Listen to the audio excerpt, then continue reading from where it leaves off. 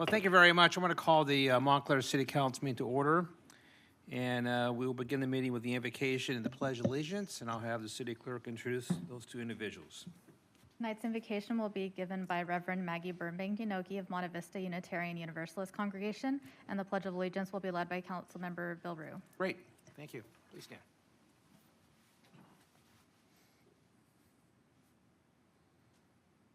Gathered in this space of community, we invite the Spirit of life to enliven and guide us with a fresh vision of both the blessings that come with public service and also the hard work we are here to accomplish together, the wise and ethical governance of our beloved city of Montclair.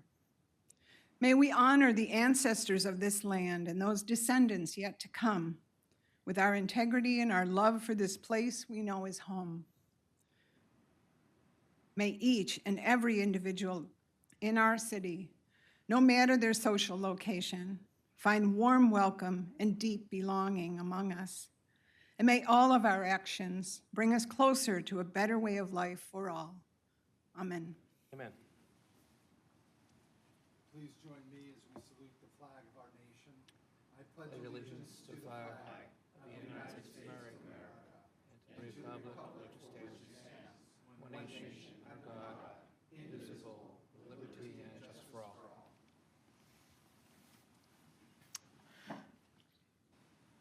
And before we go to roll call, I just want to announce that yesterday was Mother's Day, and I'd like to adjourn this meeting tonight in the memory of our city attorney's Diane Robbins' mother. So with that, let's please have roll call. I would like to state for the record that Councilmember Lopez has been excused and will not be in attendance at tonight's meeting. Councilmember Martinez? Here. Councilmember Rue? Present. Mayor Pro Tem Johnson? I'm here. And Mayor Dutray. Here. Thank you. Next item is public comment. This is an opportunity for members of the public to address the city council on any items not on the agenda, or there's an item on the consent calendar. You'll be given 5 minutes. If you're obviously in the crowd, you submit a speaking card. If you're on Zoom, you'll hit the hand feature, the raise hand feature to request to speak. If you're on the phone, you hit star 9 to request to speak. And then again, any items not on the agenda the city council cannot discuss. So at this time, do you have any speakers, Andrea? Yes. First, we have Ruby Long from Supervisor Kurt Hagman's office on Zoom. Hello, Ruby. Good evening. Good Can evening. you hear me? Yes. Hi.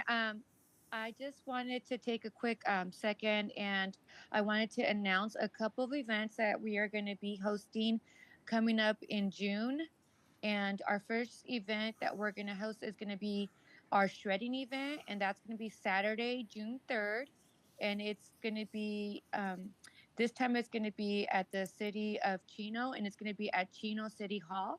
And it's going to be from 9 a.m. to 12 p.m., and it is a free event. Once again, we ask that you're limited to 3 boxes that just are the standard size. And so, yeah, that's you can go online and you could pre-register for that as well. And we also have on June 7th, we are going to have our open house, and it's going to be at our district office in Chino Hills. We are going to have different county departments there. We'll also have food, and the food's going to be free.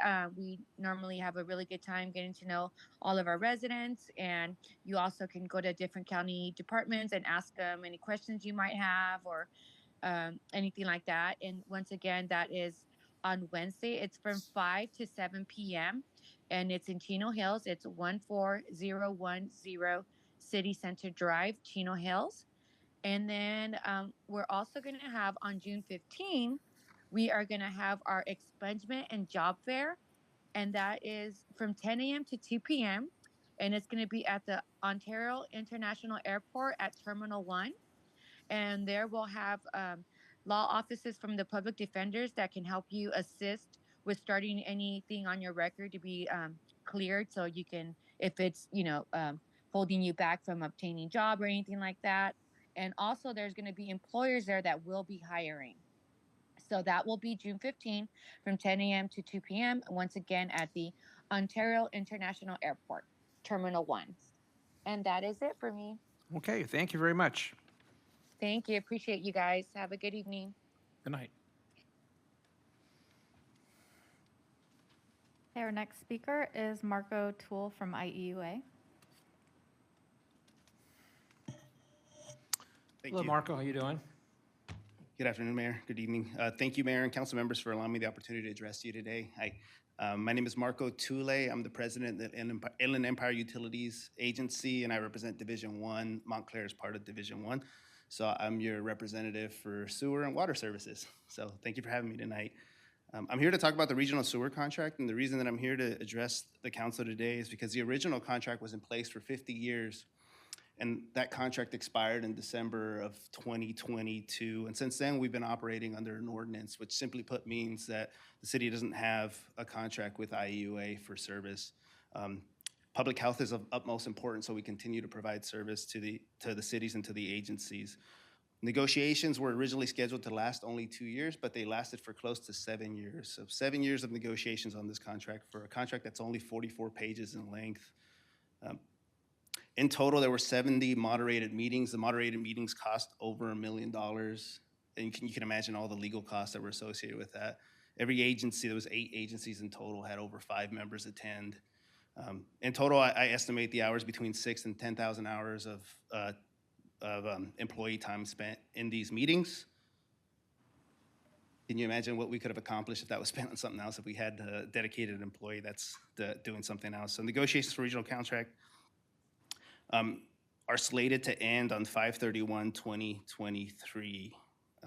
Conservatively, we can estimate the cost.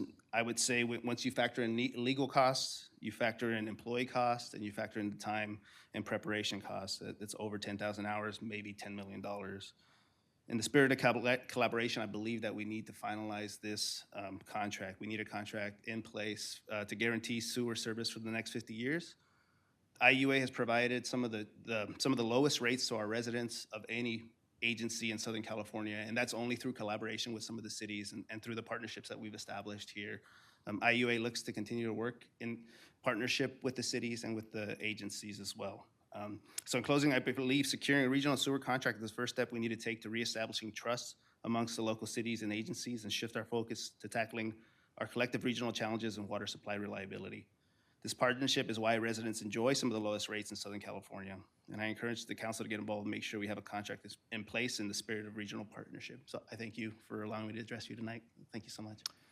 Well, thank you. And I have to add, Marco, I had an email from last week, and I know we can't talk about it here because we're in negotiations, but it's important that both sides, not just IUA and the 7 agencies, have to agree on something.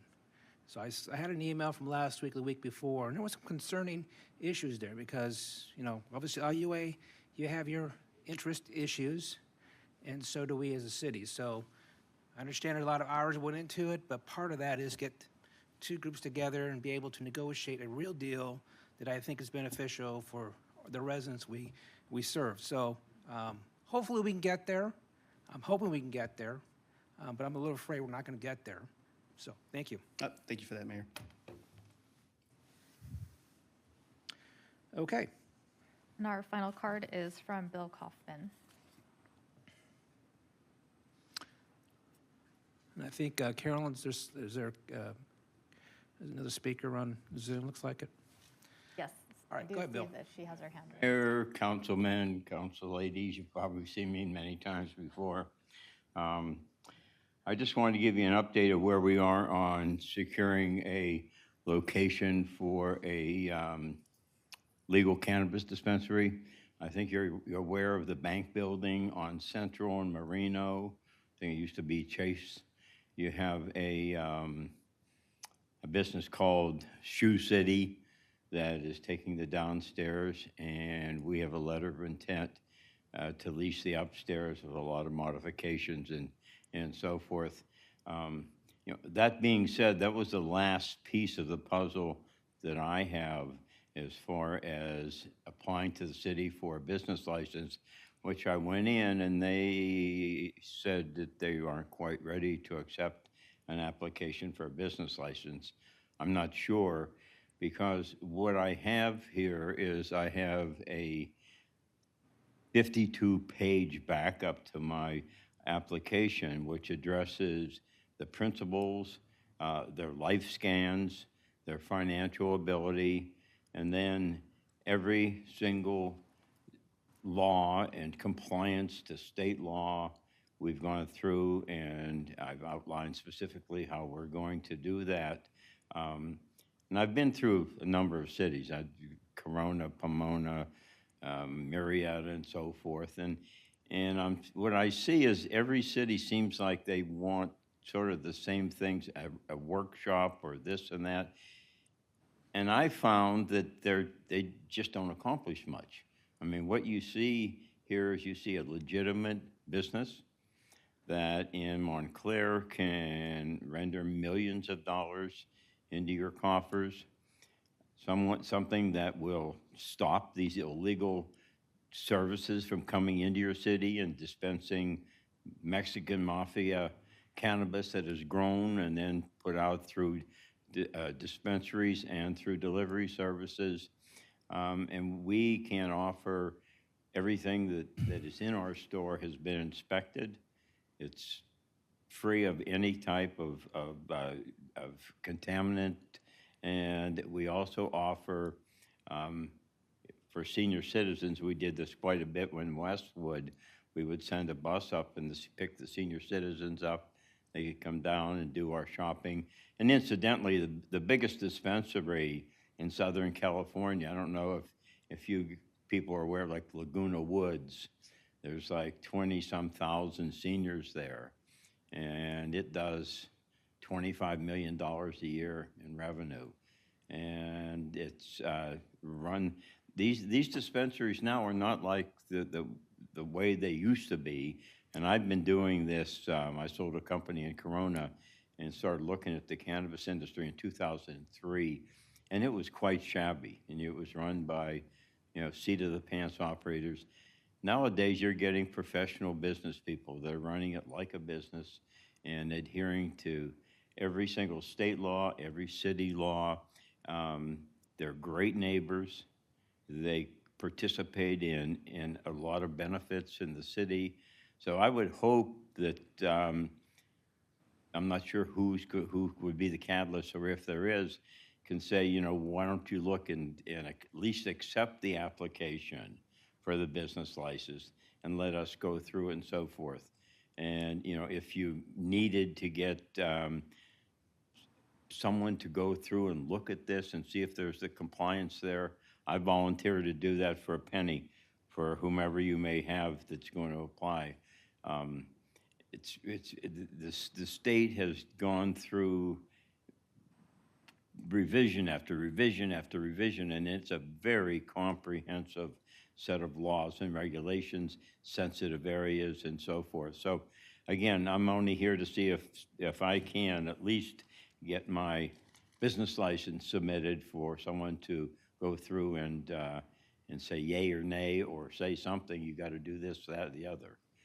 And I understand your city council, and I understand your responsibilities, but I hope that when I probably go in there, I won't go back in this week, but next week, that somebody will talk to me relative to the business license. Thank you. Thank you. And I would recommend my council members not to comment anything I just said, and I suspect our city attorney will tell us to do that, and obviously, we'll go from there. So, who's our next speaker? Okay, so I see Carolyn Raft on Zoom has her hand up. Go ahead, Carolyn. Oh, thank you very much, Andrea. Good evening, Mayor, council members. I wasn't really going to speak tonight, but I want to let you know that I will be sending Andrea some updates that's happening with the vector control, and that way she can go ahead and pass it out to you, because I think your next council meeting is not until June. So I think it's skipping a council meeting, if I read the thing right. But anyway, I'll send it to her and she can give it to you, because there are some pools in Montclair that need to be taken care of. So therefore, we don't start having, when the weather heats up again, we don't have a problem. So far, everything's been down compared to last year, and that's good news. and let's hope it continues. So I wish everyone a good weekend, a week and a weekend, and I will talk to you maybe the next council meeting. I may be there in person, so they bring you some additional information. So thank you. Thank you, Carol, and say hi to the bird, please. Beg your pardon? Say hi to the bird for us. We can hear the bird Oh, in the background. yeah, we get a lot of chirping birds around here because of the trees. Oh, you're They're out. nice, though. Good. Thank you. Thank you. Okay. Right, that's all I have. Okay. We're now going down to consent calendar items. And anybody on my right want to pull off a consent calendar item? Yes, Mr. Mayor, I'd like to pull I left. C2 for a comment. C2. Charles 2. Yes. Okay. Anybody else got an item to pull? If not, let's just go to C2 then. Okay. Yes, I would just ask that if the council chooses to approve that item, that you make it subject to any revisions deemed necessary by the city attorney. There's just a paragraph we need to tweak, but it doesn't change any of the substantive issues. Great. Thank you. And I just want to comment real quickly on item C3, which is the West Valley Connector Bus Rapid Transit Project. This project probably will be under construction in 2024. It's a bus rapid. What it is, it will go from Pomona along Hope Boulevard, Montclair, Ontario, to the airport, to Ontario Mills, along Milliken Avenue, and to Rancho Cucamonga, up to the Victoria Gardens. So it will start construction next year, and it's slated to be completed, I believe, in 2025. For those who are interested in green, all the buses will be EV buses or electric buses for this project. Can I get a motion for approval? I'll make a motion for the consent calendar as presented this evening. Okay, moved by Mr. Rue, I'll second. second by the Mayor Pro Tem Johnson. We'll do electronic vote.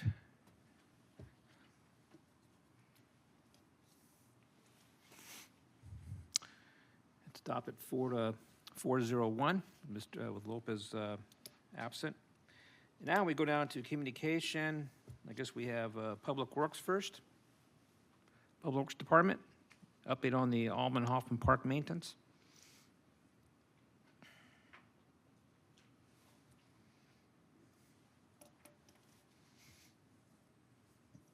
Good evening, Mayor, Mayor Pro Tem, and council members. As mentioned at the last council meeting, the splash pad surface tiles have been replaced. However, we're still waiting for parts for the ultraviolet or UV filtration system. The splash pad cannot operate without the UV disinfection for a clean and safe environment. This disinfection provides a secondary water treatment system for the splash pad. The UV light inactivates microorganisms such as bacteria, viruses, molds, and other pathogens. It removes chloramines, significantly improves the water clarity and quality, and is an effective safeguard against highly chlorine-resistant microbes, including Giardia. I think that's how you say it. So unfortunately, North Systems has been unable to provide the necessary parts for the controller. The display and main boards are in back order, and they're needed to run the system. So we have been asking for weekly updates, and we can't get a delivery date as of even today. So I've been making calls to other companies and other maintenance engineers or consultants that can provide other solutions so we can open the splash pad as soon as possible. Okay. Any questions? Denise? I can tell there's a question on her face, or frustration, one of the two. Yeah, a little bit of both, I think. So I know that it takes a long time. We've gone over this in previous years. It takes a long time to get equipment, and I'm kind of disappointed that it's not going to be here. But I do appreciate the fact that you are reaching out to multiple companies to get it. I would really hate for us to be back where we were at some point in the past where we just said, we're closed, come back next year. So I hope we don't get there this year. No, we tried everything to make sure the surface tiles, which we thought was going to cut us into the opening date, but unfortunately, it is a part that, like many other products that are made in China or anywhere else, there's a lack of material. So, and it's a proprietary item, so we can't get another part unless we maybe replace the whole system, and then that would take even longer. So we're trying to find something that can, or at least pray that the parts get here right away or as soon as possible, and then we can operate the splash pad. Thank you. Thank you. Next, Marcia, Human Services. Yes, good evening, Mayor and council members. I just wanted to announce a few upcoming activities we have for the community. Our summer day camp registration has begun, and it's open to those entering 1st through 9th grade for the 2023-2024 school year. The cost will vary depending on the number of camp days chosen to attend. Space is limited, and we'll be taking registrations at the Recreation Center front desk from 7:30 to 7, Monday through Friday. Our weight room and racquetball courts in the Recreation Center are now reopened and are available for use 7:30 to 6:30 Monday through Friday. And our monthly weight room membership is $20, but it is free to Montclair residents age 60 and older. We have some new weight room equipment in the facility, so you'll want to swing by to check that out and maybe enjoy using it. Our next food distribution will be this Thursday, May 18th, 9:30 a.m., first come, first served. It'll be in the community center.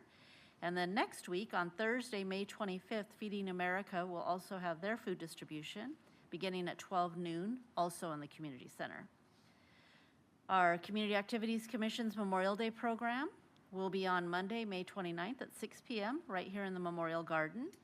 Please join us for the dedication of a new plaque for one of our former mayors, Mayor Harold Hayes, on the Veterans Memorial Wall.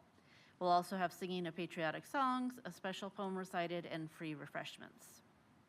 Finally, our 9th annual Country Fair Jamboree is scheduled for Saturday, June 3rd from 12 noon to 6 p.m. at the Shark Park.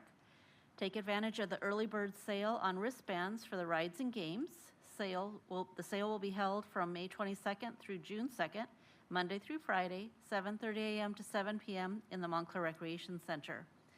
There'll be $10 wristbands, which will include unlimited rides and games, and $15 wristbands include the rides, games, ponies, and the petting zoo.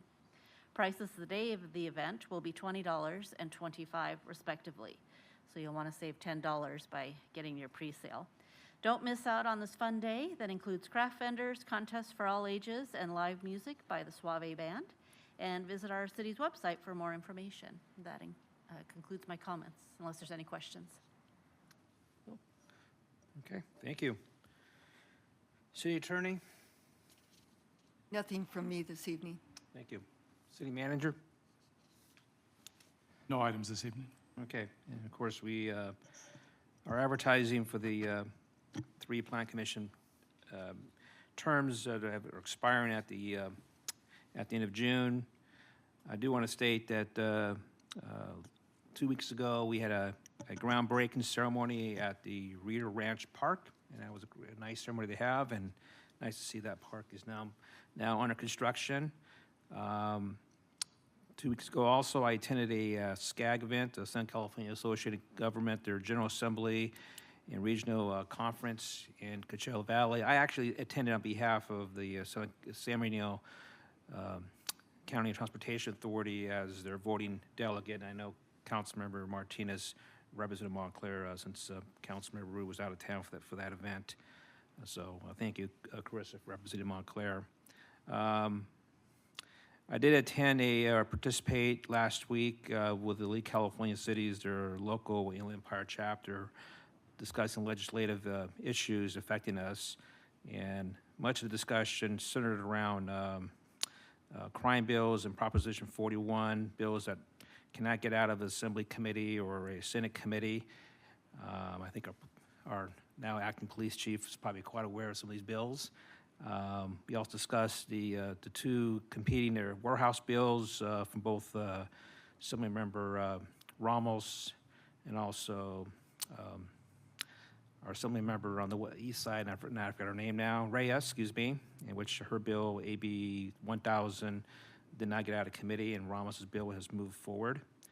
We discussed the State Senator's Wiener's housing bill to continue a 2017 bill. There was a lot of concerns regarding that. And of course, a lot of discussion about fentanyl and the lack of legislation come out of Sacramento regarding that subject.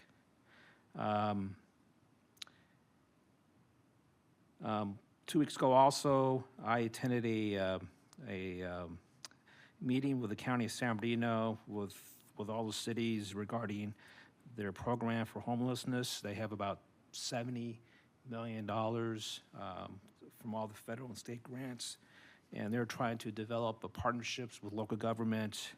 Really, the focus the county wants to do is they want to increase bed capacities or unit capacities to get people into shelters or get into some form of residential unit, either long-term or short-term or transitional. And so they have identified it as a big need. And I think the city manager earlier today sent an email out to city council regarding what Montclair is trying to do, preparing for an update at the workshop later this year. Last thing I want to say is I know we have just make sure my council colleagues are aware of it. We have a workshop on the budget on Thursday, June 22nd. Just make sure everybody's on your calendar. And then the question I have for staff, or Ed, have we scheduled a date yet? Because we're going to need a special meeting the following week to adopt the budget since our next meeting is in July. Yes, I do believe that date has been scheduled, June. We have a date yet? Didn't we? Yeah, 28th or 29th, yes. We'll Okay. get that to you Can we tomorrow. get some of the city council tomorrow so Do we can that. finalize that date? So June 22nd for sure is penciled in for the actual budget workshop. And then, I'm sorry, I'm- Thursday, June 22nd is the budget workshop at 6 PM. And then the following week, sounds like either the 28th or the 29th. Yes, I'll get that to you tomorrow. But we'll get an email out to the council. The 28th does not work for me. I have a Okay, work then let's conference most of try, the day. we'll try the 29th then, and we'll get an email tomorrow, just to make sure, just to confirm the 29th. Okay, so that's all I have, and I'll start with my left here, Councilmember Martinez. Yes, thank you. I just wanted to say that the bingo bash that was held on Cinco de Mayo was a great success, and Marcia and the staff and all of the volunteers that came and put it together did a really great job, and it was maxed out. Everybody was able to enjoy food and entertainment, and we really were at full capacity that day, so it was wonderful. And also congratulations to our police captain, Jason Reed, on his appointment as acting chief. Thank you. Mayor Pro Tem Johnson. All is quiet on the Johnson front. Councilmember Rue. Yes, just a few items. Number one, again, congratulations to Jason Reed as acting police chief. We know you will do a great job with that. Excuse me. I appreciate the opportunity to be able to participate in the city council meeting when I was able to do it via Zoom. I was in Sacramento for my professional life on some issues we have to deal with, and was in Sacramento starting the 5th and returned on the 12th. So I have been very busy in my professional life taking care of many issues affecting what I do for a living. Question I have is, on April 10th, a letter was sent out to oppose SB 423. This is a bill that would allow the streamlining of permits for affordable housing, low to moderate income housing. I will ask why we're opposing a bill that will streamline the ability to build more housing, which we desperately need. if I'm to believe what I read here, they believe it's an overreach and that cities should be allowed to determine their own type of housing. I would drastically disagree with that. More to the point, though, Montclair says that we are trying to find solutions on housing at all income levels. My friends, we don't need housing at all income levels. What we need is housing at the low to moderate income level. That's the missing issue across California. So if I'm sending a letter to a legislator, I certainly wouldn't be emphasizing across all income levels when the need is at the low to moderate income level. The other thing is, and this is where the real question is, we're saying we're going to allow up to 6,000 new housing units. Clearly, that is probably very optimistic. But the question I have for the city manager is, if for some reason this bill fails, how soon will we begin building those 6,000 housing units? Well, that's not a timeline that the city establishes. That's a timeline that would fall on developers as they come forward to develop their projects. So, for example, in North Montclair, the expectation is that the construction of the units, which the 6,000 number derives from, would occur over the next 10 to 20 years. I think that's overly optimistic, and I would warn everybody, the bulk of those are going to be very expensive units. We need low to moderate income housing desperately. A family of four making $80,000 a year can barely afford rent in this city. I think we need to start focusing our efforts that way. In saying this, there will be money available in the state. It's my understanding after a meeting with Senate Pro Tem Atkins that there will be money in the state budget for cities to do some affordable housing. I hope we'll take advantage of that. I think it's a shame that we turned down streamlining. I'm sure that if the streamlining were housing for the top 1% of all income earners, we'd be rushing to support this bill and get it done. We need to understand that the issue is truly one that our people who work in town can't afford to live here. We can force them to, but they should have that option. We seem to be pursuing the most expensive housing we can. Every city is doing that, and it's just wrong. It's morally and ethically wrong. Thank you. Well, thank you. And just that letter was a request made by the League of California Cities as an alert, requesting letters from the cities in opposition of the bill. And so I'm the one who took the steps to sign the bill. If you have a problem with the process, you're more than happy to put it on the agenda for discussion, but that's the process that we've been taking at any position the League of California takes. We will support the League of California Cities in that proposition. So, if there's no other items on the agenda, we have committee meeting minutes, and with that, we're adjourned. Thank you.